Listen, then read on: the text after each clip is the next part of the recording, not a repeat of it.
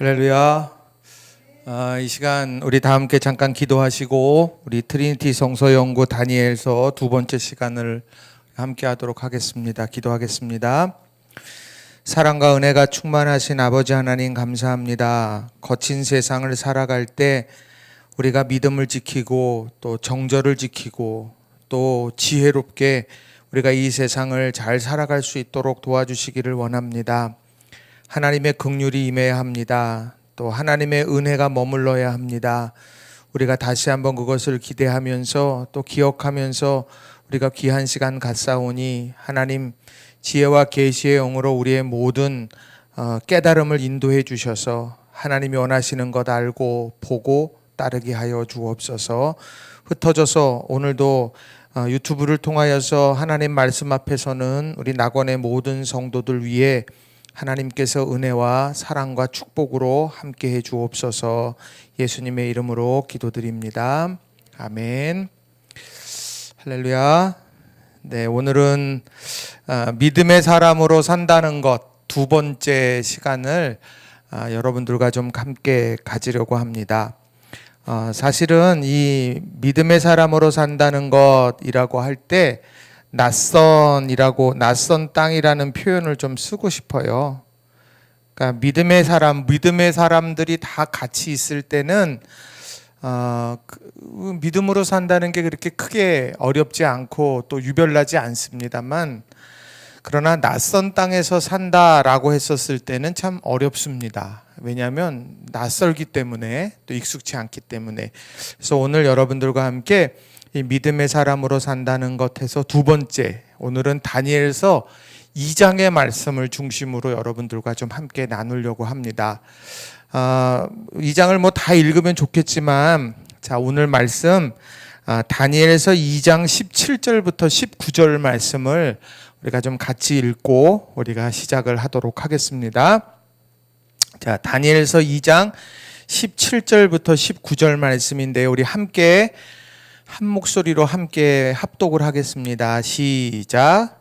이에 다니엘이 자기 집으로 돌아가서 그 친구 하나냐와 미사엘과 아샤랴에게 그 일을 알리고 하늘에 계신 하나님이 이 은밀한 일에 대하여 불쌍히 여기사 다니엘과 친구들이 바벨론의 다른 지혜자들과 함께 죽임을 당하지 않게 하시기를 그들로 하여금 구하게 하니라. 이에 이 은밀한 것이 밤의 환상으로 다니엘에게 나타나 보임에 다니엘이 하늘에 계신 하나님을 찬송하니라. 아멘.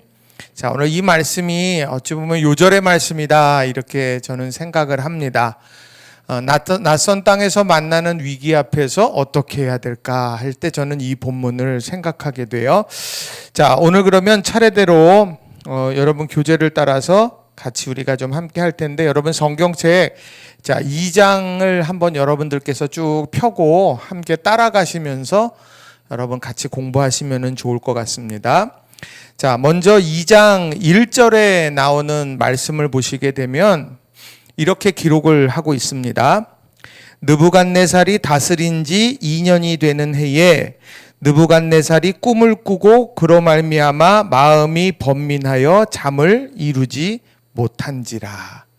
자, 느부갓네살 왕이라고 하면은 어떤 사람입니까? 느부갓네살 왕이면 이 사람은 정복자였죠. 정복자로서 성전에 있는 모든 기물들을 자신의 신전 창고에다가 옮겨 놓을 정도로 완벽한 승리를 했던 정복자 왕, 권세자이에요.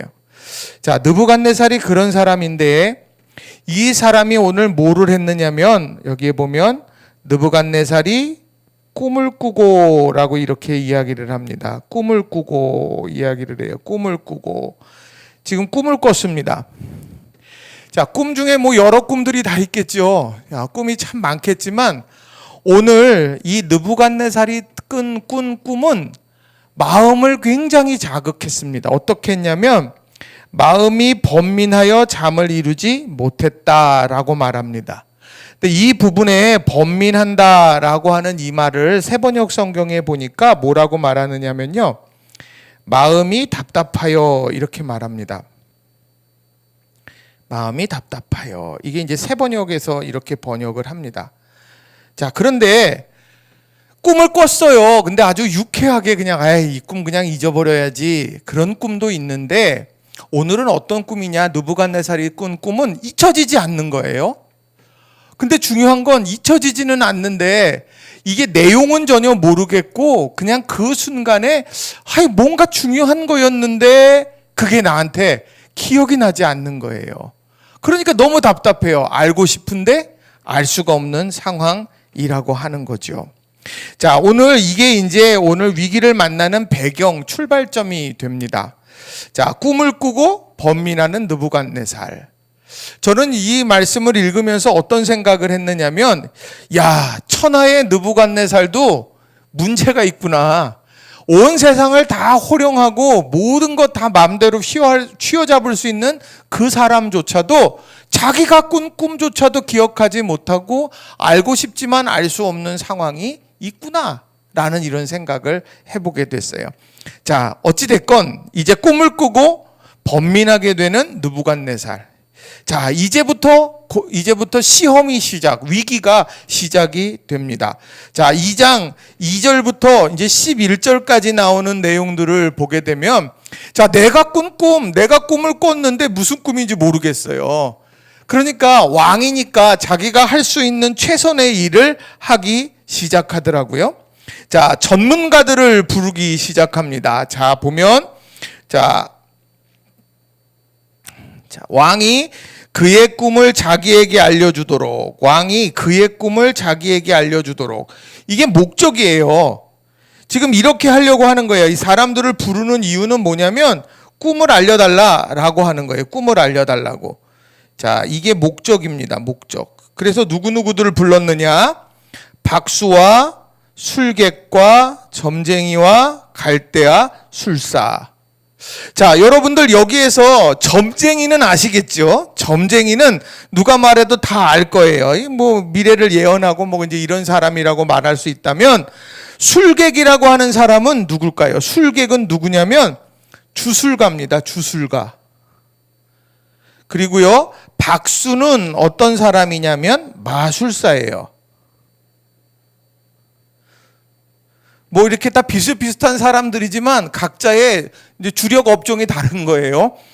마술사가 있고 주술사가 있고 그리고 점쟁이가 있습니다. 자, 이런 사람들이 있는데, 근데 갈대아 술사라고 하는 이 사람이 누구냐는 거예요. 이 사람은 누구냐면 점성가입니다. 점성가. 그래서 이 점성가가 뭡니까? 이 별을 보고 찾아왔던 동방박사들 여러분 기억하십니까? 좀 별을 보고 별을 연구하며 이런 것들을 하는 사람들이 점성가죠. 그래서 부를 수 있는 모든 영역의 사람들을 부른 거예요. 박수도 불렀고 술객도 불렀고 점쟁이도 불렀고 갈대아 술사도 다 불렀습니다. 자, 그들이 그래서 어디에 섰습니까? 왕의 앞에 선지라. 지금 느부갓네살에게 있어서 가장 중요한 건 지금 그의 꿈을 자기에게 알려주는 것, 이 사람을 찾는 거예요. 이게 핵심이에요. 지금 이 느부갓네살에게는. 그리고 왕의 앞에 사람들이 섰어요. 누가 섰냐? 그 나라의 박수와 술객과 점쟁이와 갈대아 술사들이 다 모여가지고 지금 전부 다 서 있는 겁니다. 자, 그림이 그려지시죠? 그런 그림이 그려지실 거예요. 자, 그 다음에 모인 다음에 뭐를 하냐? 이제 왕하고 이 사람들, 모여진 사람들하고 이제 대화를 하기 시작합니다. 3차례에 걸친 대화를 하는데, 이 3차례의 대화를 하는 가운데에 위기가 증폭되어지는 것을 쭉 보게 됩니다. 자, 첫 번째 대화가 있어요. 자, 3절, 4절을 같이 한번 우리 읽어보겠습니다. 우리 인터넷으로 보시는 분들도 같이 읽으세요. 3절, 4절 시작. 왕이 그들에게 이르되 내가 꿈을 꾸고 그 꿈을 알고자 하여 마음이 번민하도다 하니, 갈대아 술사들이 아람말로 왕에게 말하되 왕이여 만수무강하옵소서, 왕께서 그 꿈을 종들에게 이르시면 우리가 해석하여 드리겠나이다 하는지라. 아멘. 이게 아주 평범한 것 같습니다. 평범한 것 같아요. 왕은 자기가 원하는 걸 정확하게 얘기를 합니다. 자, 내가 꿈을 꾸고 그 꿈을 알고자 하여 이렇게 말합니다. 내가 지금 너희들을 불러 모은 이유는 하나야. 내가 꿈을 꿨는데 그 꿈이 나 뭔지를 알고 싶어. 꿈 자체에 대한 얘기예요. 지금 꿈 자체. 내가 꾼 꿈을 알고 싶어. 그러니까 그걸 알려줘. 이렇게 이야기를 했어요. 그런데 알 수가 없어서 지금 마음이 번민하고 있는 상태, 답답해 있는 상태인데 그 꿈만 알면 좋겠다. 이렇게 얘기를 한 거예요. 그랬더니 갈대아 술사들이 뭐를 했습니까? 갈대아 술사들이 뭐라고 말했느냐? 왕이여 만수무강하옵소서. 그건 인사하는 거예요. 자, 이들이 하고 싶은 말이 뭐냐? 여기입니다. 왕께서 그 꿈을 종들에게 이르시면 우리가 해석하여 드리겠나이다. 왕께서 말씀하시면 된다는 거예요. 왕께서 그 꿈을 말씀해 주십시오. 이 다른 얘기가 뭐냐? 아니, 꿈은 왕이 꾸신 것 아닙니까? 지금 이 얘기예요. 왕이 꾸셨어요. 그런데 왕이요, 그 왕이 우리에게 얘기하신다 그러면 그 꿈에 대해서 말씀을 드릴 수는 있지만 꾼 꿈은 우리는 알 수 없습니다. 라고 이렇게 이야기를 한 거예요.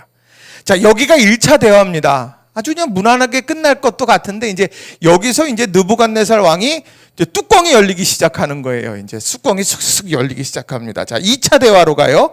자, 5절 말씀을 같이 한번 읽어봅니다. 5절 말씀만 같이 읽어봐요. 5절, 6절 말씀을 읽어봅니다. 시작. 왕이 갈대아인에게 대답하여 이르되 내가 명령을 내렸나니 너희가 만일 꿈과 그 해석을 내게 알게 하지 아니하면 너희 몸을 쪼갤 것이며 너희 집을 거름더미로 만들 것이요. 6절. 너희가 만일 꿈과 그 해석을 보이면 너희가 선물과 상과 큰 영광을 내게서 얻으리라. 그런즉 꿈과 그 해석을 내게 보이라 하니. 여기가 뭡니까? 여기가 지금 왕이 하는 이야기예요. 느부갓네살 왕. 자, 이제 앞쪽과 한번 비교해 보세요. 왕이 갈대아인에게 말했습니다. 왕에게 처음에는 왕이 뭐를 했느냐면 물었어요. 내 꿈을 좀 알려달라고. 내가 마음이 번민하니까 꿈을 좀 알려달라 그랬는데 아니 왕이 꾼 꿈을 얘기해 주십시오. 이렇게 얘기하니까 느부갓네살이 뭐라고 말하느냐? 내가 명령을 내렸나니. 이렇게 이야기를 하더라는 거예요. 내가 명령을 내렸나니. 이건 부탁이 아니야. 내가 가진 힘으로 너희들은 반드시 그걸 알아내야 돼. 라고 지금 이렇게 강압적으로 이야기를 하고 있는 거예요. 근데 거기에서 더 황당한 건 뭐냐면 명령이라는 것까지 이해할 수 있어요. 근데 그 뒤에 너희가 만일 꿈과 그 해석을 내게 알게 하지 아니하면. 자, 1차 대화 때에는 뭐냐면 내가 그 꿈이 있는데 그 꿈을 알고 싶다는 정도였는데 이제는 뭐가 나오냐면 이 꿈에 대해서 너희들이 해석까지 해줘야 될 거다라고 그렇게 이야기를 하고 있다라고 하는 거예요. 그러니까 이게 증폭이 되는 거예요. 지금 느부갓네살 왕은 모든 걸 가지고 있는 세상에서 어찌 보면 가장 강성한 나라 제국의 왕이고 힘이 있는 사람이에요. 그는 그저 명령만 내리면 다 되는 줄로 알았습니다. 그래서 사람들을 모아서 자기의 명령, 자기의 힘으로 모든 걸 해나갈 수 있을 것 같았어요. 그런데 아니더라는 거예요. 그러니까 반대에 부딪히니까 더 강하게 밀고 나가더라는 거예요. 내가 명령 내렸어. 이루어내. 그러면서 하는 얘기가 뭐냐? 해석을 내게 알기지 않으면 너희 몸을 쪼갤 것이며 죽인다는 얘기예요. 너희 몸 내가 쪼갤 거야. 그리고 너희 집을 거름더미로 만들어버리겠다. 거름더미는요, 폐허예요. 폐허. 완전히 폐허가 된 것을 가리킬 때 거름더미거든요. 그러니까 내가 너희를 죽일 거고 너희 집도 내가 폐허로 만들어 보일 거다. 이건 겁박이죠. 지금 채찍이에요. 근데 그 뒤에 6절에 보면 뭐라고 나오느냐? 너희가 만일 꿈과 그 해석을 보이면 너희가 선물과 상과 큰 영광을 내게서 얻으리라. 이렇게 말합니다. 그러니까 그는 지금 채찍과 당근 두 가지를 가지고 이야기를 하고 있는 거예요. 자기가 가진 힘으로 내가 명령했어. 그러니까 너희들 그걸 해내. 너희들이 해내면 너희들에게 상을 줄 거고 해내지 못하면 너희들은 죽을 거야. 그렇게 하면서 그들을 압박하기 시작하는 거예요. 자기가 할 수 있는 최선의 노력이 되는 거죠. 자기가 가진 힘, 이것으로 그 문제를 풀어내려고 그렇게 하고 있다라고 하는 거예요. 그런데 말이죠, 이런 상황인데 결론은 어떠냐? 자, 7절 말씀을 보세요. 7절 말씀을 같이 읽습니다. 시작. 그들이 다시 대답하여 이르되 원하건대 왕은 꿈을 종들에게 이르소서, 그리하시면 우리가 해석하여 드리겠나이다. 이렇게 말합니다. 왕은 꿈을 종들에게 이르소서, 그리하시면 우리가 해석하여 드리겠습니다. 앞전에 1차 대화 때나 똑같은 대화가 되고 있다는 거예요. 결론은 똑같았어요.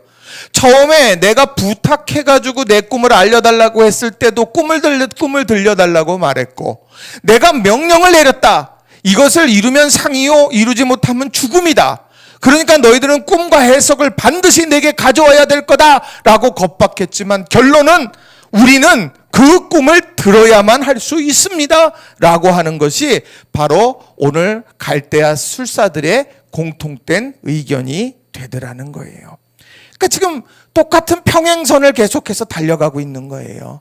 느부갓네살도 평행선, 그 다음에 갈대아 술사들도 평행선. 지금 이렇게 쭉 가고 있는 거예요. 자, 그러다가 이제 3차 대화로 가는 거예요. 3차 대화. 이 3차 대화가 중요한 게 뭐냐면, 이 3차 대화가 되면서 이제 하나님의 사람이 드러나게 되어지는 배경이 만들어지는 것을 보게 될 거예요. 또 하나님이 드러나게 되어지는 환경이 보여지게 될 거예요. 이게 세 번째 대화에서 나오는 겁니다. 자, 8절 9절 말씀을 또 같이 한번 읽어보겠습니다. 시작. 왕이 대답하여 이르되 내가 분명히 아노라. 너희가 나의 명령이 내렸음을 보았으므로 시간을 지연하려 함이로다. 너희가 만일 이 꿈을 내게 알게 하지 아니하면 너희를 처치할 법이 오직 하나이니, 이는 너희가 거짓말과 망령된 말을 내 앞에서 꾸며 말하여 때가 변하기를 기다리려 함이라. 이제 그 꿈을 내게 알게 하라. 그리하면 너희가 그 해석도 보일 줄을 내가 알리라 하더라.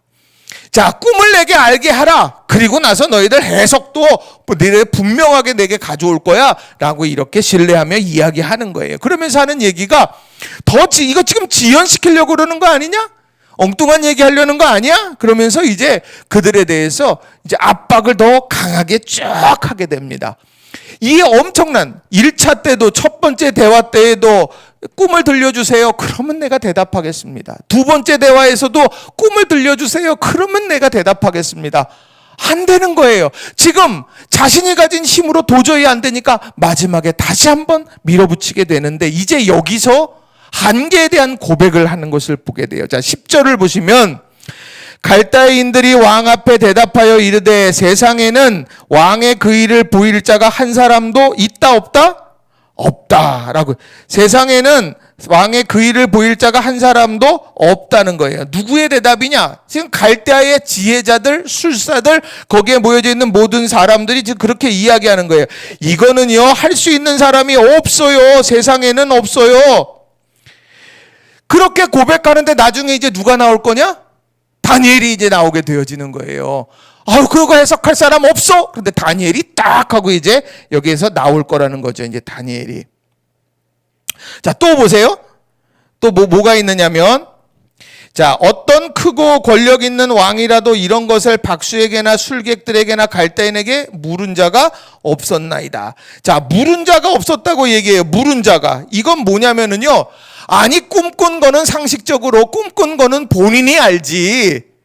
꿈의 내용에 대해서 해석하는 것은 박수와 술사나 여긴 사람들, 지혜자들이 할 몫이지만, 그 꿈이 어떤 건지 어떤 크고 권력 있는 왕도 그렇게 물은 것이 없습니다. 그러니까 이건 전례가 없다는 얘기예요. 전례가 없어요. 이건 비상식적이란 얘기예요. 비상식적인 일이다. 말도 안 되는 얘기다. 묻는 것 자체가 우문이다. 그리고 그건 세상에 있는 사람들이 도무지 그것을 해석해낼 수가 없다. 그리고 이제 한 걸음 더 나아갑니다. 한 걸음 더 나아가는데 어떻게 나가는가 한번 보세요. 자, 왕께서 물으신 것은 어려운 일이라 육체와 함께 살지 아니하는 신들 외에는 왕 앞에 그것을 보일 자가 없다 한지라. 육체와 함께 있는 사람, 이렇게 그러니까 신 중에 신들, 육체와 함께 살지 아니하는 신들 외에는 도무지 그 누구도 이야기할 수가 없다라고 말한다는 거예요. 자, 이건 뭡니까? 육체를 떠나 있는 신 외에는, 육체를 덧입은 신 외에는 아무도 이거를 알 수 없다는 거예요. 그러니까 결론은 세상의 왕의 그 일을 보일 자도 없고, 그리고 어떤 권력 있는 왕이라도 할 수 없는 것처럼 권력으로 해결할 문제가 아니고, 그리고 육체와 함께 살지 않는 신 외에는 누구도 이것을 할 수가 없다. 그러니까 지금 이 물음은 여기서 백날 얘기한다고 해도 도저히 이것은 해결이 날 수 있는 일이 아니다라고 이렇게 이야기를 하고 있는 거예요. 다시 말하면 인간 영역의 것이 아니라는 거예요. 이게 이제 배경이에요. 꿈을 꿨어요. 지혜자들을 다 모았는데 아무도 몰라요. 3차례 걸쳐서 겁박도 해보고, 당근도 줘보고, 달래기도 해보고, 위협도 해보고, 그러나 대답은 똑같았어요. 꿈 들려주세요. 그럼 해석할게요. 이것은 사람의 몸을 입지 않은 신들 외에는, 인간 영역을 벗어난 신들 외에는 알 수가 없습니다. 그리고 세상에 어떤 왕도 그런 적이 없어요. 세상에 그 일을 왕 앞에서 보일 사람도 없어요. 이렇게 얘기합니다. 이제 느부갓네살이요, 이 얘기를 들으니까 이제 진짜 화가 머리끝까지 난 거예요. 자, 어떻게 합니까? 12절에 왕이 이로 말미암아 이 3차례의 대화를 거치면서 평행선을 달리다가 화가 머리끝까지 났습니다. 그거 어땠냐? 진노하고 통분하여. 지금 마음속에 분이 삭혀지지가 않아요. 그 분을 삭히지 못하니까 진노의 잔이 쏟아지는 거예요. 그래서 뭐라고 하느냐? 바벨론의 모든 지혜자들을 다 죽이라. 바벨론의 모든 사람들을 다 죽이라. 이렇게 이야기를 하고 있다라고 하는 거예요. 이게 바로 뭡니까? 왕의 명령이죠. 왕이 지금 바벨론의 모든 지혜자들을 다 죽이라고 말합니다. 그럼 지혜자의 운명은 어떻게 돼요?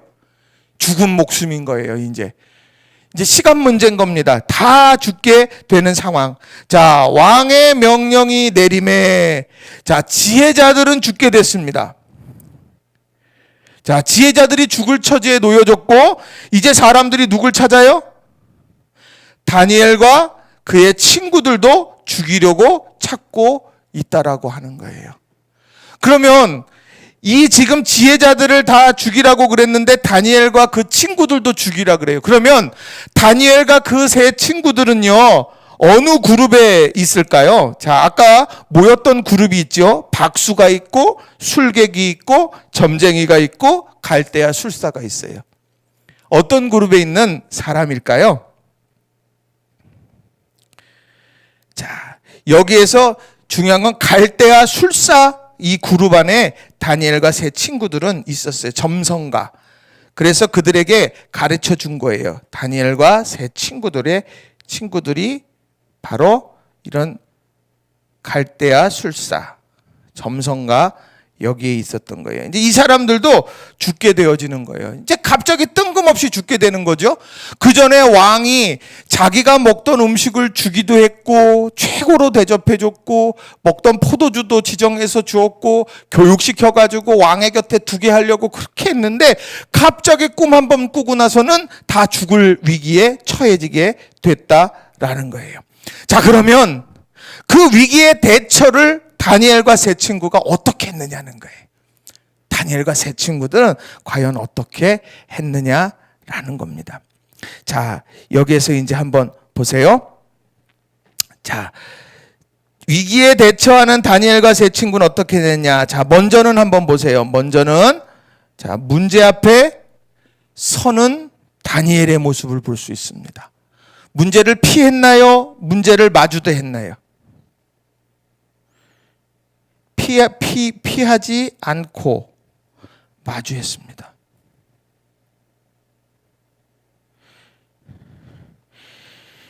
이게 다니엘에게 있어서 굉장히 중요한 내용이에요. 자, 지혜자들은 다 죽을 목숨이고 다니엘과 그의 세 친구들을 찾으러 다녔어요. 죽이려고.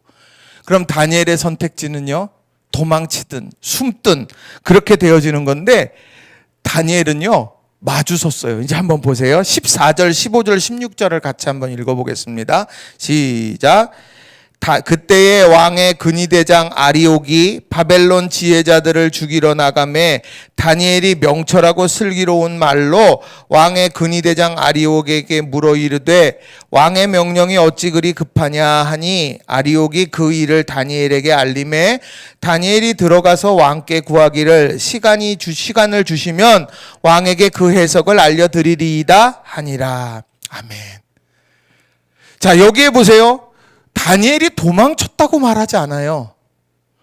뭐라고 말하느냐? 그가 근위대장 아리옥, 왕의 근위대장 아리옥, 이 사람이 지금 왕의 명령을 받들어 가지고 바벨론의 지혜자들을 죽이려고 나가는 거예요. 이는 지금 사람 살리려는 게 아니라 죽이는 목적이에요. 죽이려고 찾아 나가고 있는데 어떠냐? 이 지혜자 죽이러 나가는 이때 다니엘도 있고 다 있는 거예요. 이 친구들도 다 이 범주 안에 들어가 있어요. 다니엘이 어떻게 했느냐? 문제 앞에 서게 될 때 맹목적으로 가갖고 그냥 부대치지 않았어요. 어떻게 했느냐? 자, 다니엘이 명철하고 슬기로운 말로라고 이렇게 이야기합니다. 명철하고 슬기로운 말로. 이게 무엇이냐면 태도예요. 태도. 자, 문제 앞에 딱 서는데 그냥 나는 그냥 마음대로 그냥 하세요. 이렇게 한 게 아니라, 뭐예요? 라고 거만하게 한 게 아니라, 바로 슬기롭고 명철하게 했다고 말을 하는데, 자, 명철하고 슬기로운 말로 이 말을 세번역으로 이렇게 보니까 뭐라고 말을 하냐면, 슬기로운 말로, 지혜롭게. 슬기로운 말로 지혜롭게 했다는 거예요. 지금 막 아리옥이라고 하는 사람이 지혜자를 죽이려고 막 달려가고 있는데 거기에다가 대고서 그냥 내가 어찌됐든 상관없다 그러고서 막 무대뽀로 간 게 아니라 슬기롭게 그 사람의 상황을 지켜보면서 이제 그에게 다가갔어요. 그리고 뭐라고 말을 합니까? 어찌 그리 급하냐 이렇게 물어요. 어찌 그리 급하냐라고 이렇게 말합니다. 아마도 급하게 지금 막 달려가고 있었던 것 같아요. 자, 이게 뭐냐면 이게 접촉이에요. 접촉.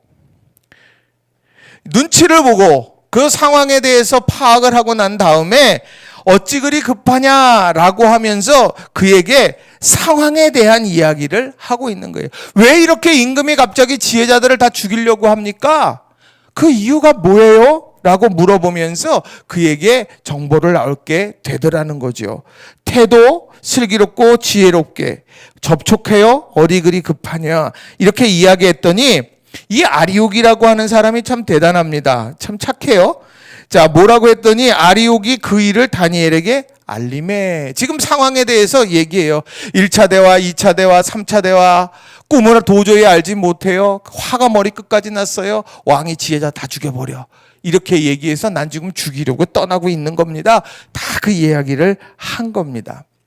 자, 그런데 다니엘이 그때 어떻게 하고 합니까? 자, 16절이 오늘 중요한 말씀인데, 자, 16절을 한번 보세요. 16절.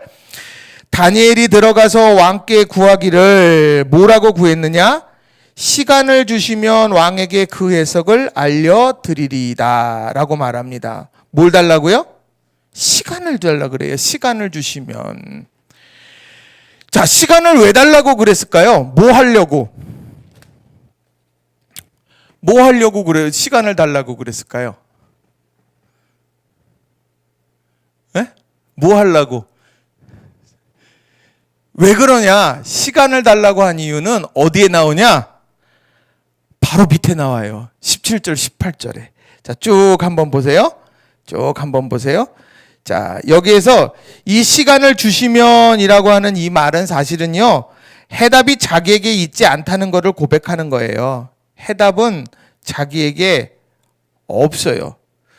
내가 시간을 주시면 내가 그 해답을 알고 그걸 전하겠다는 거니까 내게 있는 게 아닙니다. 볼펜이 필요해요. 식당에 갔는데 볼펜이 필요해요, 갑자기. 그러면 거기에서 일하시는 분한테, 선생님, 제가 연필 좀 주시면 좋겠어요.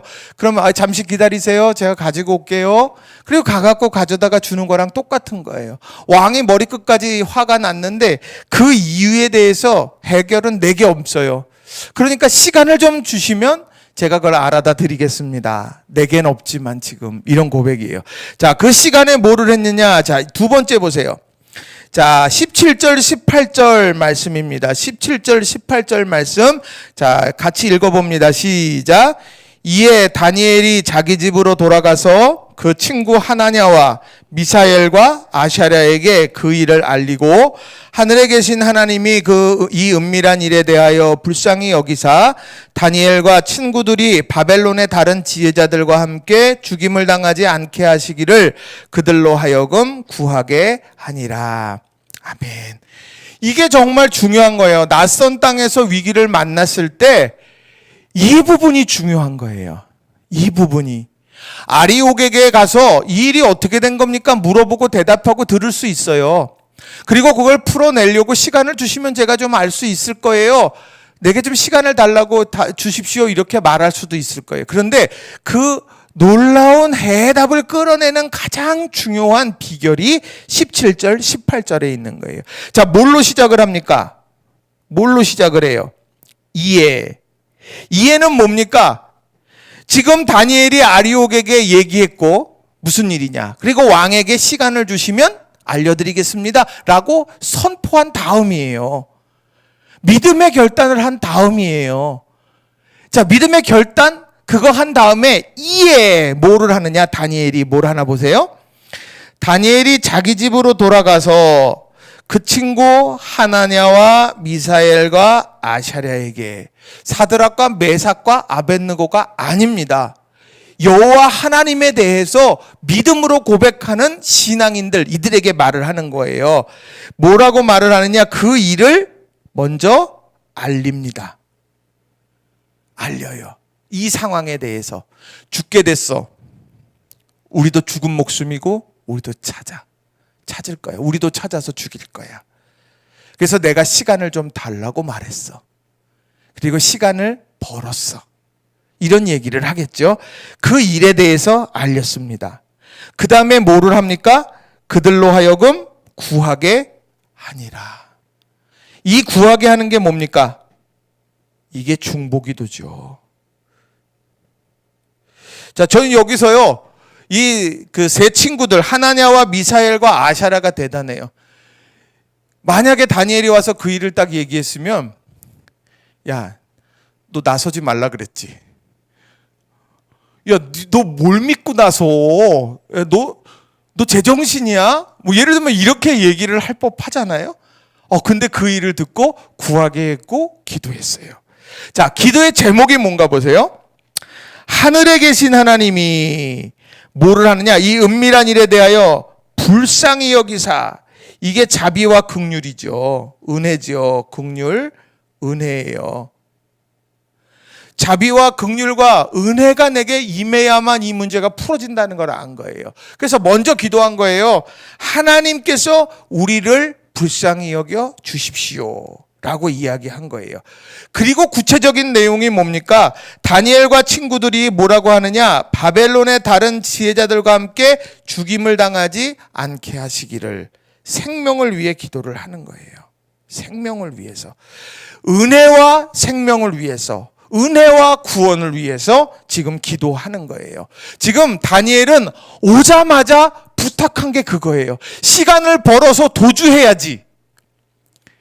시간을 벌어서 내가 어떻게든 누구 만나서 무슨 뭐 왕이 아주 가깝게 지내는 신복에게 부탁해서 뭐를 해야지. 그래서 시간을 번 게 아니라 이 일에 관해서 믿음의 동역자들을 불렀고 믿음의 동역자들에게 이 사실을 알렸고 그리고 구체적으로 은혜와 생명 구하기를 위해서 기도해 달라고 요청했고 그리고 함께 기도했다는 거죠. 그 일을 알리고 공유하는 거예요. 공감하는 거죠.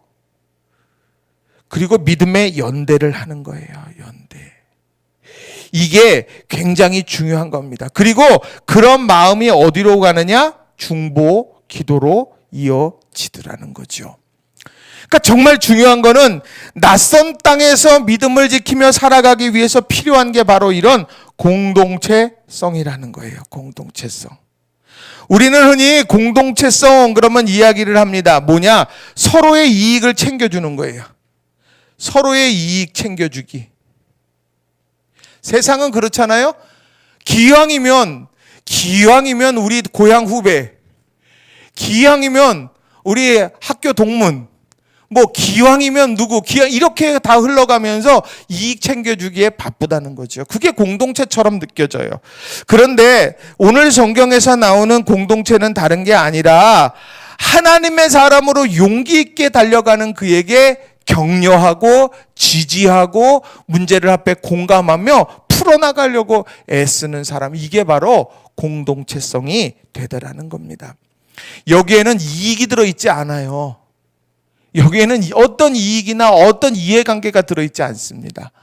오늘 하나님의 사람으로서 말도 안 되는 이런 억울한 죽음의 현장 앞에서 생명을 구원하기 위해서 기도를 함께 했다라고 하는 거죠. 위기를 만났고 기도했어요. 자, 그 다음에 한번 또 보세요. 그랬더니 어떤 일이 일어납니까? 응답이 드디어 일어나요. 자, 19절을 보세요. 19절을 같이 읽어보겠습니다. 시작.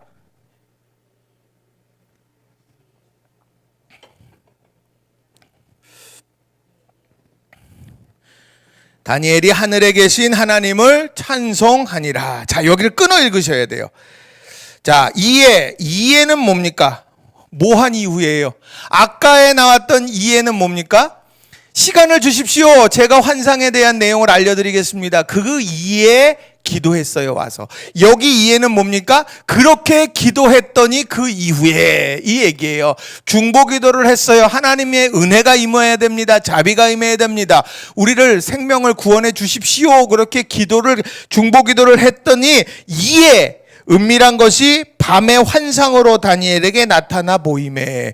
밤에는요, 말도 안 되는, 우리들이 생각지도 않았던 때를 이야기하는 거예요.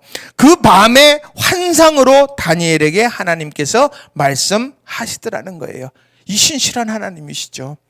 우리가 믿음 안에서 이렇게 중보하고 기도하는 것 하나님이 들으셔요. 그리고 하나님께서 그렇게 들으시고 우리에게 응답하신다는 거예요. 믿으십니까? 우리 이걸 기억하셔야 돼요. 이에 나타내 보이셨어요. 자, 그랬더니 다니엘이 어떻게 합니까? 하늘에 계신 하나님을 어떻게 해요? 찬송하니라 라고 이렇게 이야기를 하고 있다라고 하는 거예요. 자, 여기에 보면 하나님께서요 응답하셨어요. 그리고요 다니엘이 기도했죠. 찬송했습니다. 자, 응답한 거를 기억하는 건 누굴까요? 하나님께서 기억하실까요? 응답 받은 사람이 기억할까요? 하나님도 기억하고 응답 받는 사람도 기억하겠지만 이 응답에 대해서 가장 중요한 거는 뭐냐면 기도한 사람이 이 응답에 대해서 굉장히 감격스럽게 받아들이는 거예요. 그런데 하나님은요, 기도한 것을 응답받는다, 여기가 중요한 게 아니라 응답받은 그 사람의 반응이 중요한 거예요. 하나님은. 그게 뭐냐면 찬송이에요.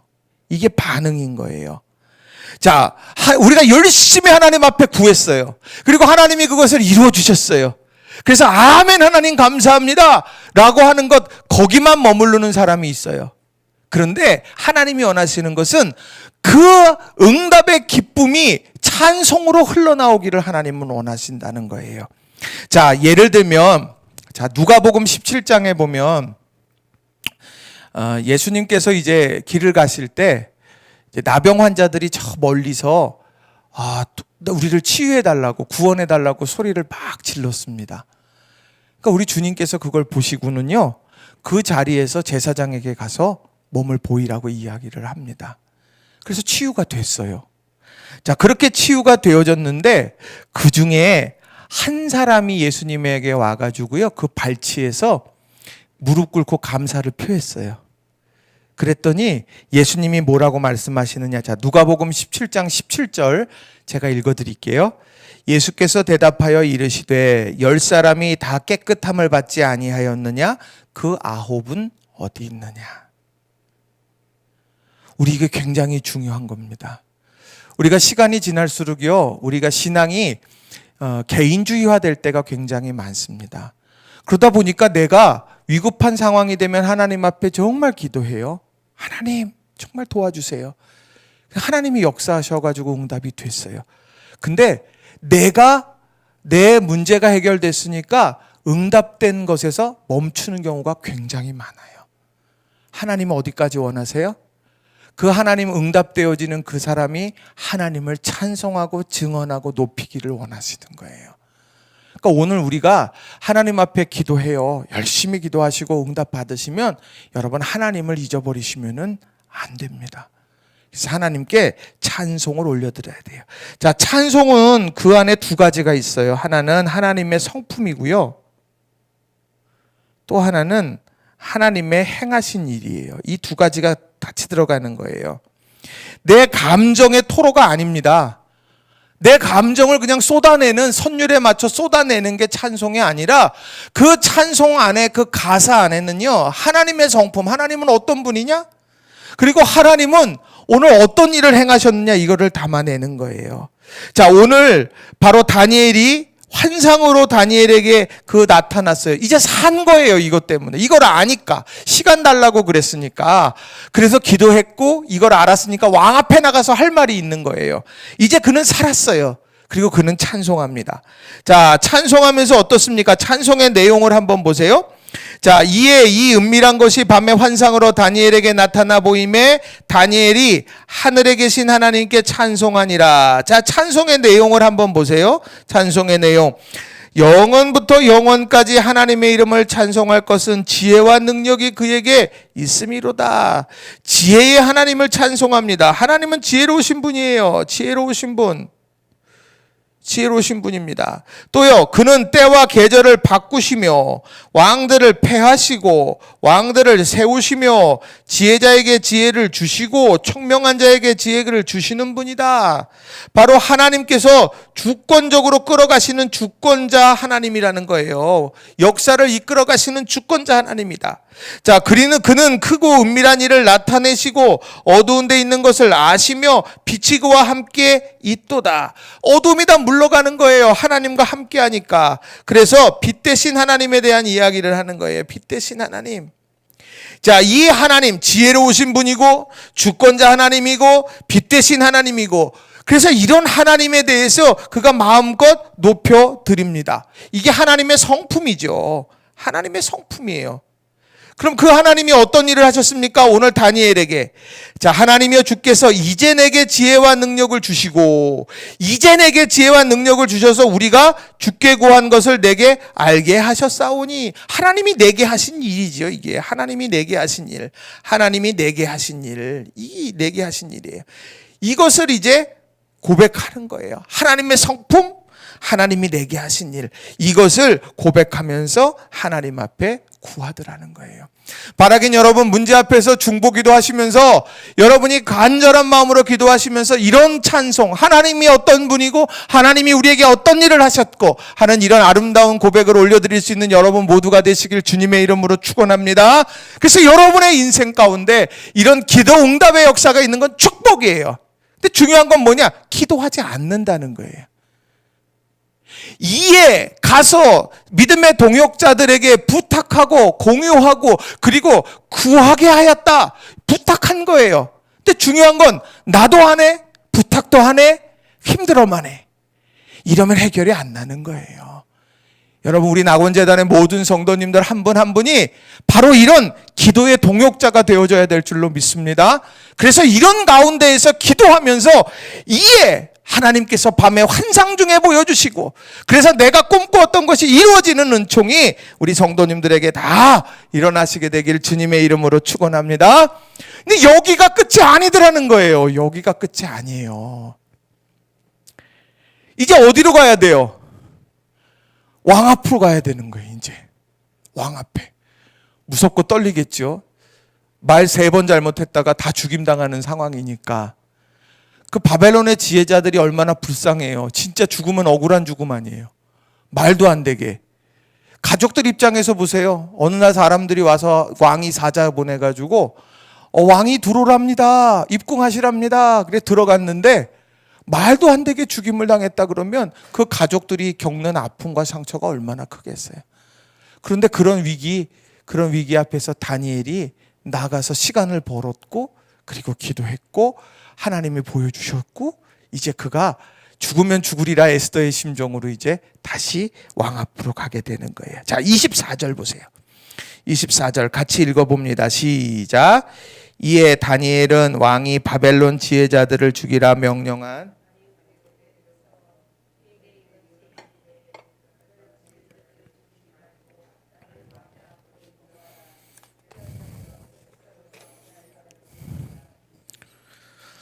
아멘. 자, 여기 보세요. 이제 이해. 여기도 또 이해가 나와요. 그러니까 이 성경을 읽어가다 보면 이 이해라고 하는 말을 좀 주의 깊게 볼 필요가 있어요. 이해는 뭐냐면 맨 앞쪽에 지금 이해라고 하는 말이 계속 반복적으로 나오잖아요. 이제 왕 앞에 나와가지고 얘기해요. 시간을 벌라고 얘기해요. 이해 나와가지고 기도해요. 그리고 기도했더니 이해 하나님께서 깨닫게 하셨어요. 그리고 이에 어떻게 합니까? 다니엘이 왕 앞으로 가게 됩니다. 자, 그런데 다니엘이 지금 하려고 하는 이유가 있어요. 뭐냐? 왜 왕 앞으로 나갔냐? 그의 목적이 있습니다. 보세요. 다니엘은 왕이 바벨론 지혜자들을 죽이라 명령한 아리옥에게로 가서 이같이 이르되 바벨론 지혜자들을 죽이지 말고 나를 왕의 앞으로 인도하라. 지금 여기서 이 다니엘이 가장 중요하게 여기는 건 뭐냐면 바벨론의 지혜자들을 죽이지 말라는 겁니다. 이 말씀이요, 좀 곱씹어 볼 필요가 있어요. 지금 바벨론의 이 지혜자들은 아까 말씀드린 것처럼 이 다니엘이 바벨론의 술사, 점성가 뭐 이런 것으로, 이건 이제 김근주 교수님이라는 분의 이제 견해인데, 이제 이런 상황 속에 놓여졌다면 다른 지혜자들은 어찌 보면 경쟁자들입니다. 자기가 바벨론에서 포로로 왔지만 바벨론의 지혜자로서 우뚝 서려면 지금 저기에서 왕이 죽이라고 명령한 지혜자가 없으면 자기는 훨씬 더 빨리 지혜자가 될 수 있어요. 높은 반열에 올라갈 수 있습니다. 그런데 오늘 다니엘은 어떻게 합니까? 바벨론의 지혜자들을 죽이지 말라라고 말하면서 아리옥에게로 간다는 거예요. 자, 그런 내용이 오늘 여기에 쭉 나와요. 자, 이제 보세요. 자, 여기에서 보게 되면 죽이지 말라고 이야기를 합니다. 자, 죽이지 말라고 이야기를 하는데 이게 뭐냐면 복음의 공공성이라는 거예요, 이게. 자, 신앙의 깊이가 깊을수록요, 기도의 폭이 넓어요.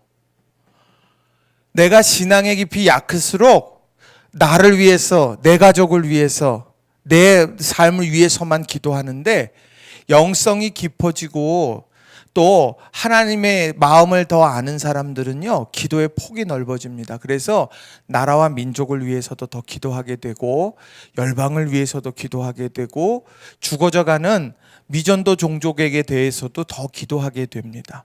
나랑 상관없는 사람에 대해서도 더 기도하게 돼요. 믿음의 깊이가 폭이 넓은 사람들은요.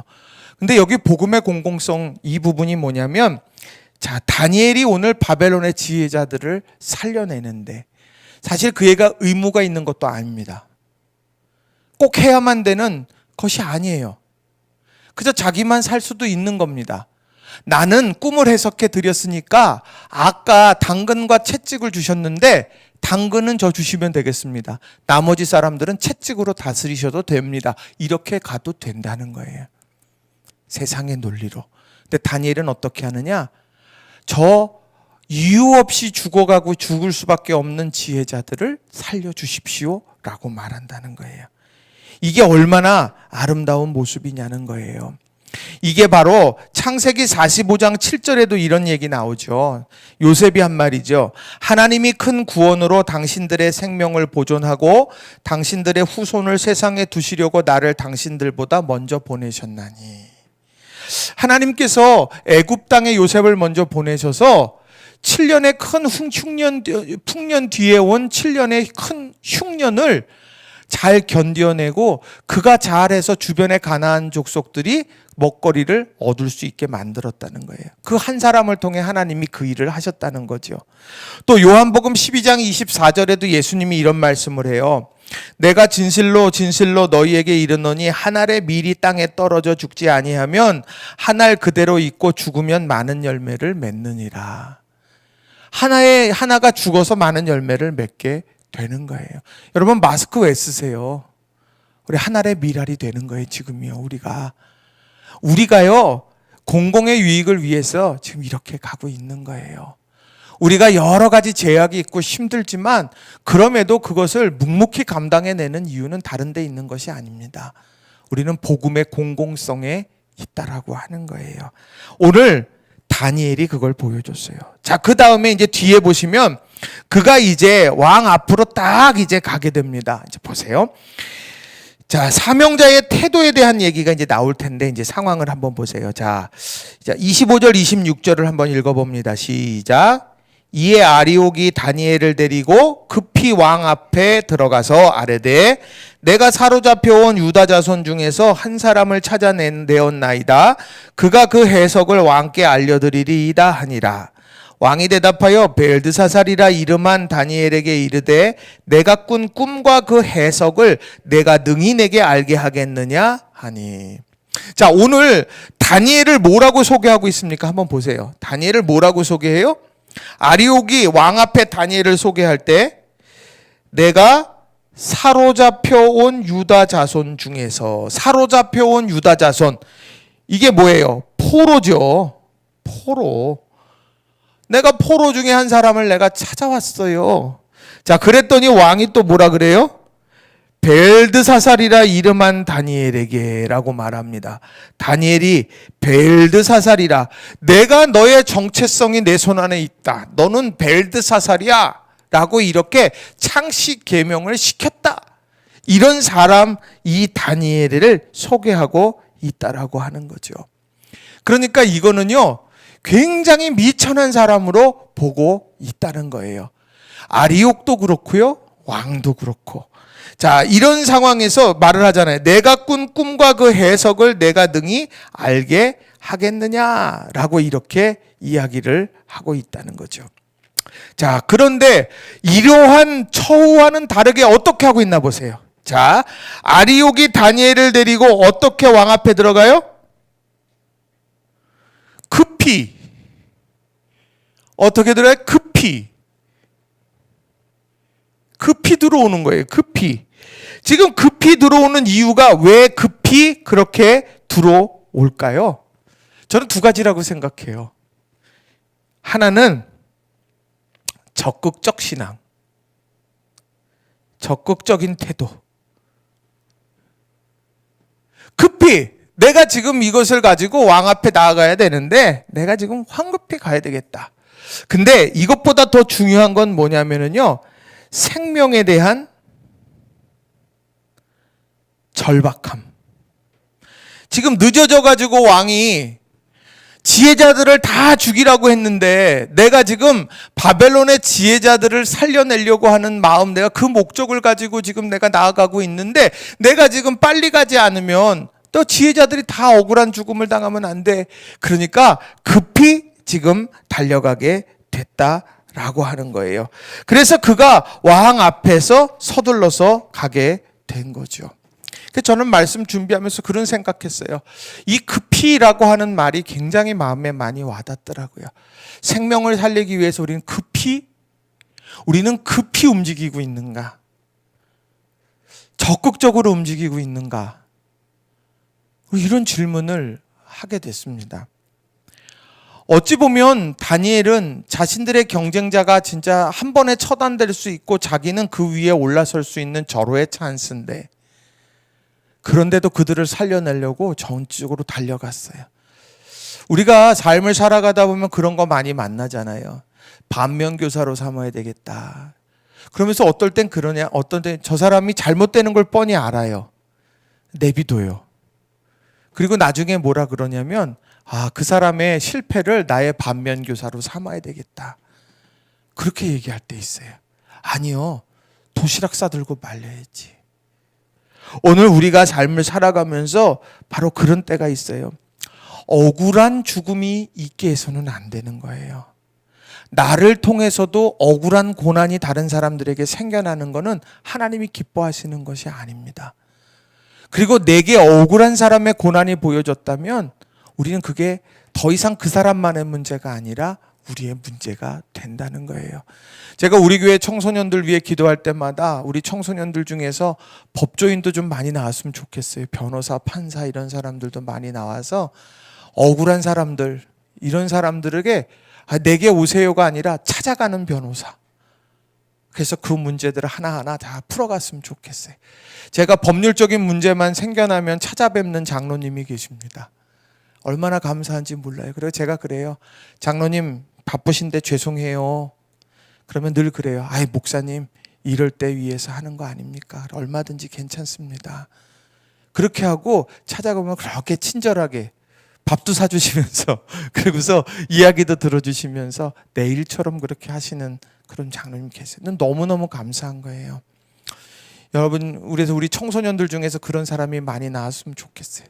또 우리 교회에 건실한 사업가들도 많이 나왔으면 좋겠다 생각합니다. 그래야 우리 교회가, 우리 교회에 많은 분들이 어려운 상황들에 놓여져 있는 사람들 보면 그 사람들의 힘겨움을 좀 잘 해결해 줄 수도 있고, 의사도 좀 많이 나와서, 그래서 정말 돈 없어서 치유받지 못하는 사람들이 있으면 제가 정말 정성을 다해서 치유해 줄 수 있는 사람들, 또 훌륭한 학자들도 많이 나와서 배우고 싶지만 배울 수 없는 사람들에게 가르쳐 줄 수 있고, 우리 그런 일들이 많았으면 좋겠다 이런 생각합니다. 어디에서? 그 피라고 하는 말에서. 피가 섞인 사람들도 아니잖아요. 지혜자들이 경쟁자일 뿐이지. 그런데도 그 피 같는데 오늘 우리가 그런 마음을 가지고 있으면 좋겠다 이런 생각을 해보게 돼요. 자, 그런 내용들이 오늘 여기에 쭉 이제 나오게 되는 거예요. 자, 그 피가 적극적 신앙 태도고, 자 이제 27절 28절 이제 여기서부터는 왕 앞에서 다니엘이 이야기하는 장면이 나와요. 자, 왕이 어디에 섰습니까? 다니엘이 왕 앞에 대답하여 이르되. 다니엘이 왕 앞으로 갔어요. 그리고 뭐라고 얘기합니까? 왕이 물으신 은밀한 것은 지혜자나 술객이나 박수나 점쟁이가 능히 왕께 보일 수 없으되. 이게 언제 얘기했어요? 이미 1차, 2차, 3차에 걸쳐가지고 대화할 때 이미 한계를 고백한 내용 아닙니까? 한계를 고백한 거예요. 뭐라 그랬습니까? 들려주시면 알겠습니다. 세상에 어떤 힘 있는 권세 있는 왕도 이런 거 물어본 적이 없어요. 육체를 떠나 있는 신들 외에는 이건 알 수 없어요. 이렇게 얘기했던 것이 이 내용이에요. 그게 다시 한번 반복됩니다. 자, 그 다음에 뭐라고 얘기하냐? 이제부터가 다니엘이 하고 싶은 이야기예요. 자, 28절을 보세요. 자, 28절을 보시면 자, 뭐라고 써 있습니까? 오직 은밀한 것을 나타내실 이는 하늘에 계신 하나님이시라. 자, 질문 한번 해볼게요. 지금 다니엘이 하나님께서 가르쳐 주신 환상에 대해서 답을 알고 있어요, 없어요? 꿈에 대한 해석을 가지고 있어요, 없어요? 있어요, 이미. 그잖아요. 이미 앞전에서 이에 기도했더니 그 밤에 하나님이 환상을 통해서 꿈을 해석하게 하셨잖아요. 이미 답을 알고 있어요. 근데 나 같으면, 저 같으면 제가 급히 딱 들어가서 왕이요! 지난번에 한 약속 내가 전해드렸습니다. 아리옥한테. 내가 여기에서 내가 이 꿈을 해석하게 되면 제게도 영광과 큰 상을 줄 겁니까? 약조하세요. 그럼 거기서 오케이 그러면 자 그럼 들어보세요. 다 들은 다음에 모든 영광 하나님께 이럴지도 모르겠어요. 근데 뭐라고 얘기합니까? 가자마자 처음부터 뭘 얘기하냐? 이건 다른 사람들이 해석할 수 없어요. 이건 누구만이 할 수 있느냐? 하늘에 계신 하나님 외에는 할 수 없습니다. 하나님을 먼저 높이더라는 거예요. 그리고 난 다음에 뭐라고 설명을 합니까? 그가 느부갓네살 왕에게 후일에 될 일을 알게 하셨나이다. 하나님께서 왜 그 꿈을 꾸게 하셨는지를 말씀하게 한다는 거예요. 그게 바로 뭐냐? 그 환상에 대해서 이야기를 한다는 거예요.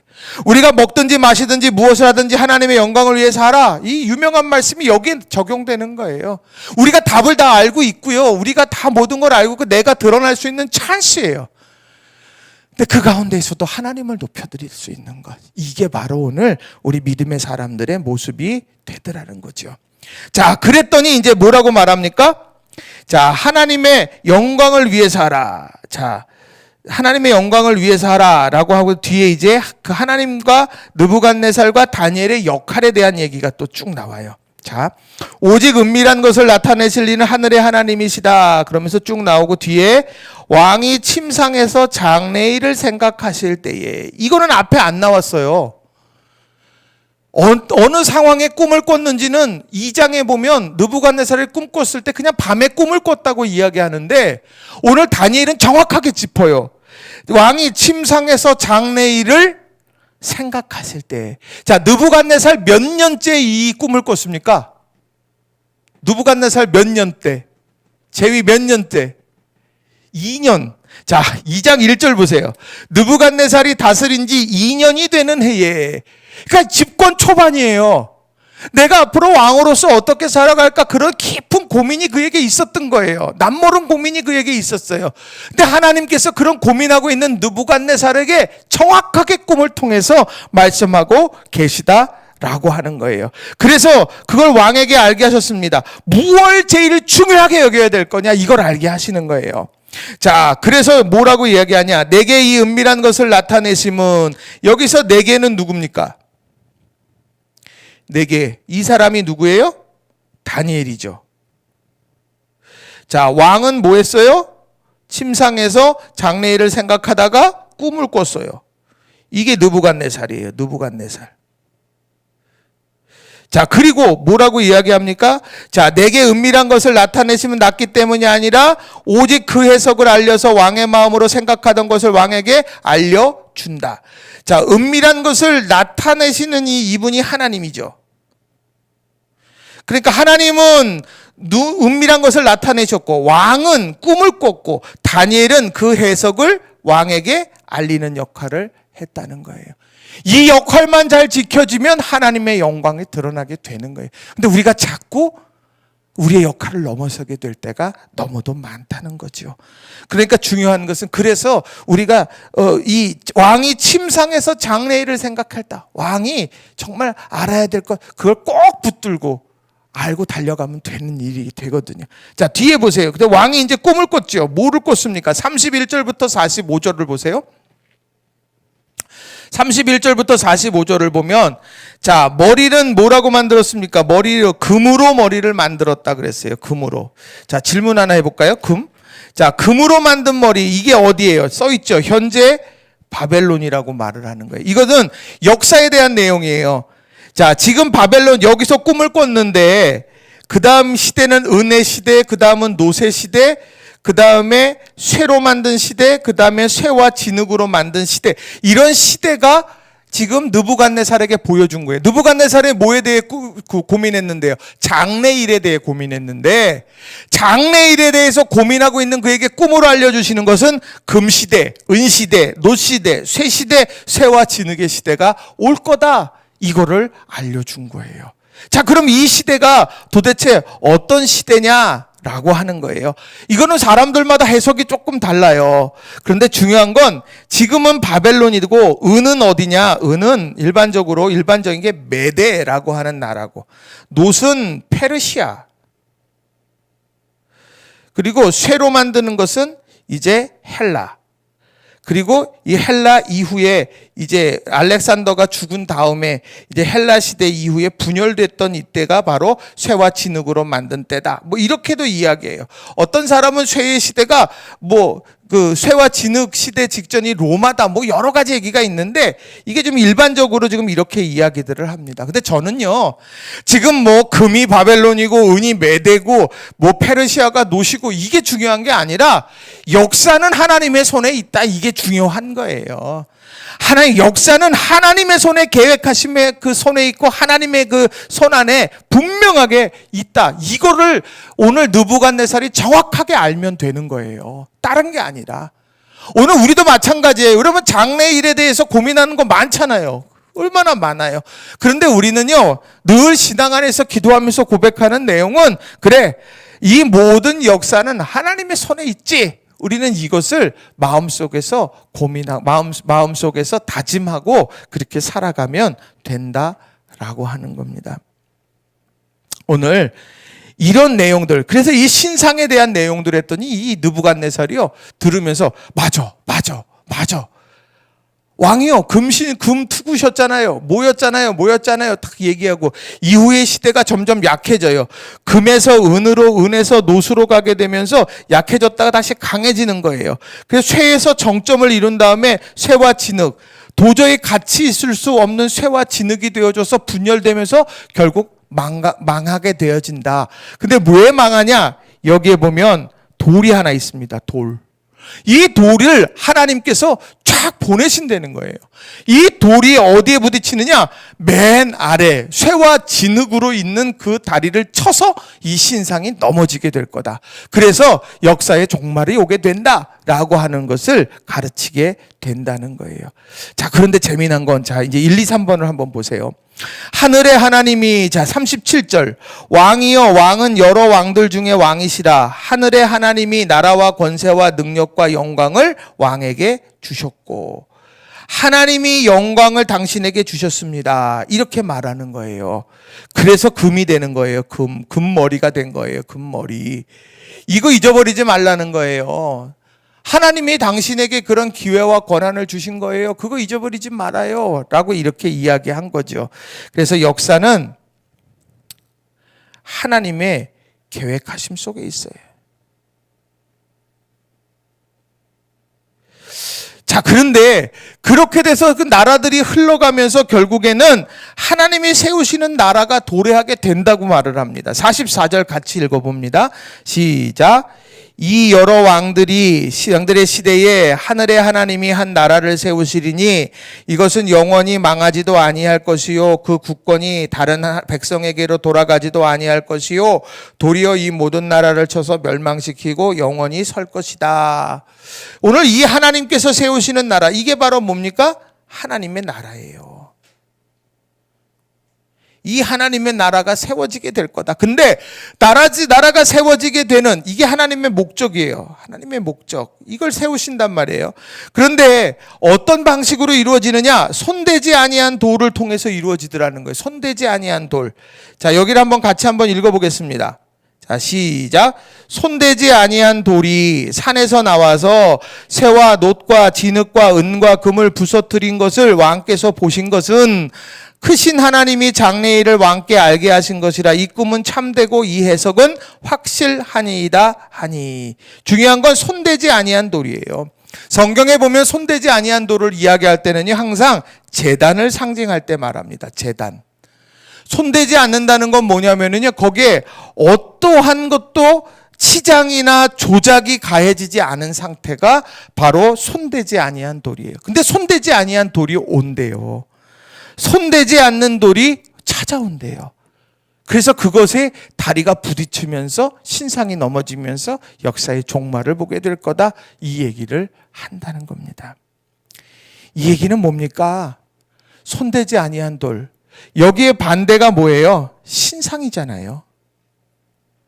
지금 여러분 그림에도 보면 신상이 어떻습니까? 막 사람들 막 머리 있고 뭐 있고 막 이렇게 있잖아요. 그것처럼 바로 손대지 아니한 돌은 아무런 치장이나 감이 되지 않았지만 신상은 여전히 그 신상에는 수많은 치장과 손댐이 있게 된 거예요. 바로 그러한 인간의 노력들이 무너지는 때가 반드시 온다라고 하는 거예요. 자, 그걸 봤어요, 느부갓네살이. 자, 그걸 봤어요. 그래서 그 하나님께서 보시면 크신 하나님이 장래일을 왕께 알게 하신 것이라. 자, 이 얘기를 들으면은 느부갓네살은 어떻게 해야 되겠어요? 겸손해야 돼요. 그죠?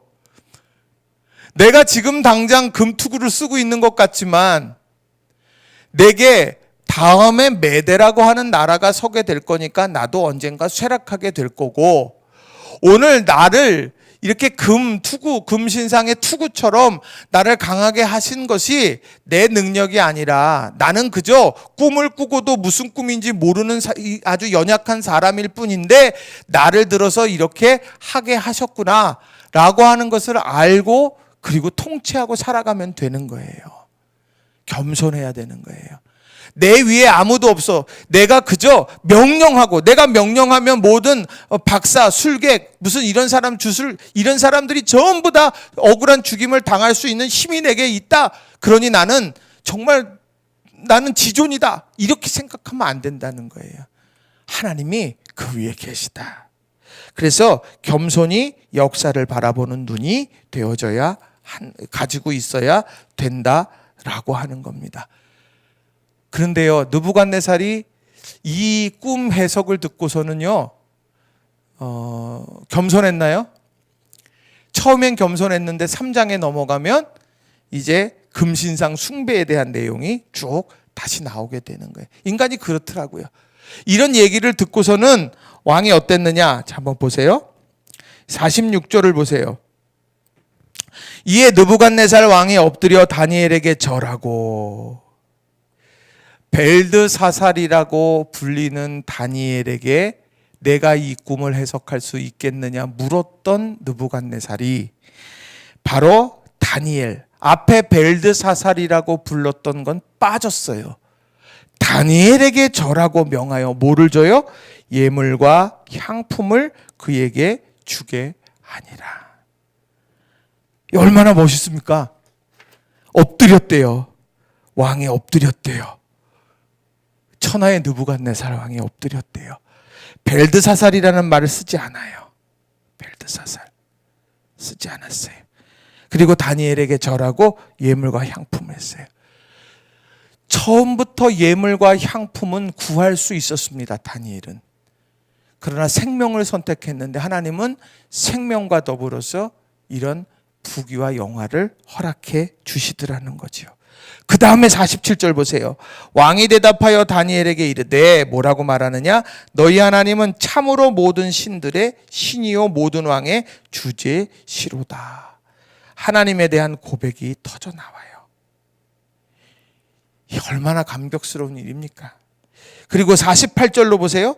이에 다니엘을 높여 귀한 선물을 많이 주고 그를 세워 바벨론 온 지방을 다스리게 하며 바벨론의 모든 지혜자의 어른을 삼았어요. 여기에 보세요. 지혜자의 뭐요? 지혜자의 어른. 지금 자기가 살려낸 그 사람들의 수장이 되더라는 거예요. 경쟁자처럼 여겼고 그 당시에 그들의 죽음에 대해서 모른 채 했다고 하면 그는 이 억울한 죽음 앞에서 그는 그 책임에 대해서 자유할 수 없었을 거예요. 그런데 오늘 그는 결국 바벨론의 모든 지혜자들의 어른이 됐다는 거예요. 그리고 바벨론 온 지방을 다스리는 정치적인 힘도 얻게 됐더라는 거죠. 그러니까 입신양명이 입신양명. 근데 그 다음이 저는 더 감격적이에요. 그 다음이 더 감격적이에요. 49절을 보세요. 왕이 또 다니엘의 요구대로 사드락과 메삭과 아벳느고를 세워 바벨론 지방의 일을 다스리게 하였고 다니엘은 왕궁에 있었더라. 자, 여기에 사드락과 메삭과 아벳느고라고 하는 이 사람들이 한 일은 뭘까요? 이 다니엘이 꿈 해석할 때 한 일이 뭐예요? 아리옥하고 같이 움직였나요? 가서 내가 시간 벌어주세요. 그 왕 앞에 가서 시간을 주시면 알아오겠습니다. 그런 얘기 하지 않았어요. 이 사람들은 그저 집에 있다가 다니엘이 집에 들어와서 상황 설명하니까 아 그렇구나. 기도해다오. 기도할게. 이거 한 거예요. 그런데 어떤 역사가 일어나요? 사드락과 메삭과 아벳느고를 세워 바벨론 지방의 일을 다스리게 하였고 이 사람도 입신양명했잖아요. 그죠? 정치적인 출세를 했어요. 뭐 했는데요? 기도했는데. 사람들이 야 기도만 하면 뭐해? 아 근데 기도하니까 되더라는 거예요. 오늘 본문에는요. 우리가 이 중보기도의 힘을 알아야 돼. 이게 목적은 아니죠. 입신양명이 목적이 되고 재물을 많이 하는 게 목적이고 그게 아니라 생명을 살리는 그 일 앞에 마음을 모으고 하나님의 그 비전 앞에 우리의 마음을 모으게 될 때 하나님이 이걸 주시더라는 거예요. 이게 바로 먼저 그의 나라와 그의 일을 구하라 그리하면 이 모든 것을 내게 더해 줄 거다. 이 말씀이랑 맥을 같이 하는 것이 아니겠느냐는 거예요. 그런데 여기에 중요한 건 뭐냐? 사드락과 메삭과 아벳느고가 그렇게 다스릴 수 있었던 이유가 뭐냐? 뭐가 있었느냐?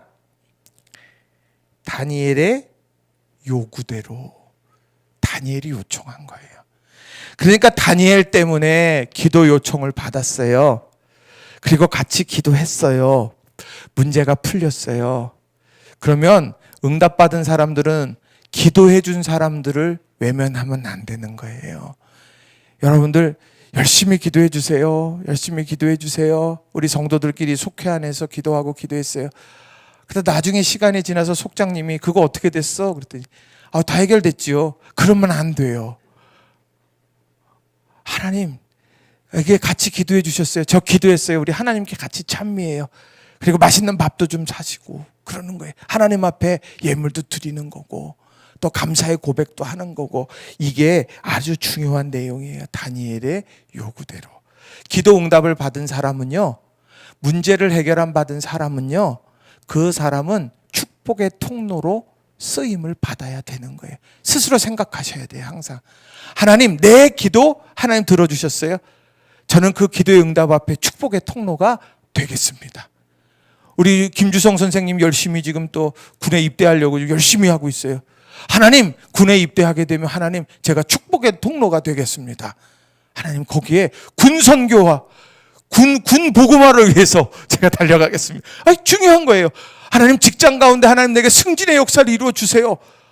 그래야 연봉이 좀 올라야 살 것 같아요. 어려운 세상. 그게 아니라 그것도 중요하지만 하나님 승진해서 제가 크리스찬의 선한 영향력을 보여주겠습니다. 하나님 도와주세요. 공부하는 애들 열심히 공부하겠습니다. 하나님 역사 이렇게 이루어 주시옵소서. 이렇게 다니엘의 요구대로 이런 일들을 이루어 간다면 얼마나 좋은지 모르겠어요. 여기서 입신양명은 결과였어요. 상품과 무슨 여러 예물들은 결과로 주어지는 거예요. 이게 목적이 아니라 우리의 목적은요 언제나 생명이어야 됩니다. 우리 교회 생명을 살리는 교회가 돼야 돼요. 예수님 모르는 사람들에게 복음을 전해서 영혼을 살려야 되는 거예요. 정말 이 시대에 소외된 사람들, 어떻게 내가 나만 남았어 하는 사람들에게 하나님 당신 잊지 않고 있습니다. 그것을 전해줄 수 있는 것, 이게 바로 우리 교회가 걸어가야 될 중요한 내용이 되더라는 겁니다. 그래서 여러분들께서 오늘 이 되어지는 말씀들 여러분 쭉 기억하시면 좋을 것 같아요. 자, 정리를 하면, 자, 꿈을 꾸고 번민하는 느부갓네살을 통해서 뭘 받느냐? 세상 거 다 가지고 있어도 연약하다.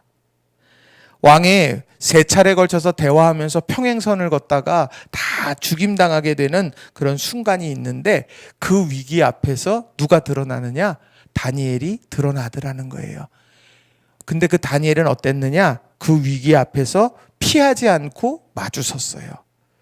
그리고 시간을 주시면 내게 있는 것이 아니라 하나님 앞에 기도하면서 이 문제 풀어가겠다고 말했고, 그리고 그에게는 3 친구가 있었습니다. 그 3 친구들과 함께 기도하면서 함께 중보하면서 그 문제 앞에 섰어요.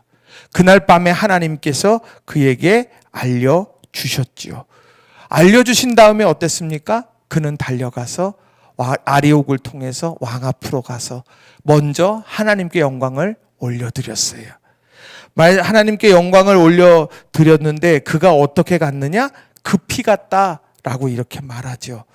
그리고 가서 하나님이 하셨습니다 고백하고, 그리고 왕의 꿈을 해석했고, 왕이 칭찬하게 될 때 마침내 그가 자기의 그 여러 가지 그 땅 가운데서 부귀와 영화도 누렸고 입신양명하게 됐고 축복의 통로로서 3 친구를 정치에 입문하게 되어져서 하나님의 뜻을 펼쳐가는 동역자로 만들어 갔다는 거예요. 우리는 이거를 기억해야 돼요. 특별히 복음의 공공성.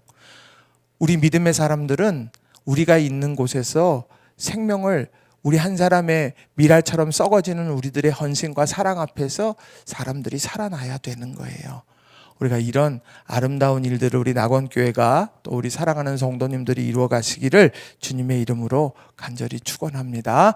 그래서 우리 여러분들 한 분 한 분이 계신 곳마다 아름다운 열매 가득 맺혀지시길 주님의 이름으로 축원합니다. 기도하겠습니다. 사랑과 은혜가 충만하신 아버지 하나님 감사합니다. 저희들이 믿음의 사람으로 산다는 것이 무엇인가를 돌아보았습니다. 우리가 위기를 만나곤 합니다. 그런데 그때 그 위기가 바로 우리에게 기회가 된다는 사실을 기억하게 하시고, 그 위기 앞에서 우리가 그 기회를 외면하는 것이 아니라 그 기회에 살아계신 하나님을 증언하게 하시고, 또 중보기도 하면서 서로가 믿음의 연대를 통하여서 이 기도의 응답의 역사들을 체험하게 해주시기를 원합니다. 복음의 공공성을 세워서 사람들이 내 경쟁자가 아니라 함께 걸어가는 동반자라는 사실을 기억하면서 하나님께서 우리를 세워가실 일들을 기대하게 하여 주시옵소서. 왕 앞에서는 두려움이 있었습니다. 그러나 그 왕 앞에서 하나님께서는 하나님이 드러나고 다니엘이 세워지고 세 친구들이 함께 은혜를 입는 역사를 이루셨습니다. 우리가 그런 다니엘 되게 하시고 축복의 통로가 되게 해 주시옵소서. 코로나19로 인해 어렵고 힘든 이 나라 이 민족 온 열방을 기억하여 주시고, 속히 모든 문제가 해결되어져서 주님의 은혜를 찬미하며 예배할 수 있는 날이 속히 오게 해 주시옵소서. 주께서 우리와 늘 함께 해 주실 줄로 믿사옵고 예수님의 이름으로 기도드립니다. 아멘. 하늘에 계신 우리 아버지여, 이름이 거룩히 여김을 받으시오며 나라가 임하시오며 뜻이 하늘에서 이루어진 것 같이 땅에서도 이루어지이다. 오늘날 우리에게 일용할 양식을 주시옵고, 우리가 우리에게 죄 지은 자를 사하여 준 것 같이 우리 죄를 사하여 주시옵고, 우리를 시험에 들게 하지 마시옵고 다만 악에서 구하시옵소서. 대개 나라와 권세와 영광이 아버지께 영원히 있사옵나이다. 아멘.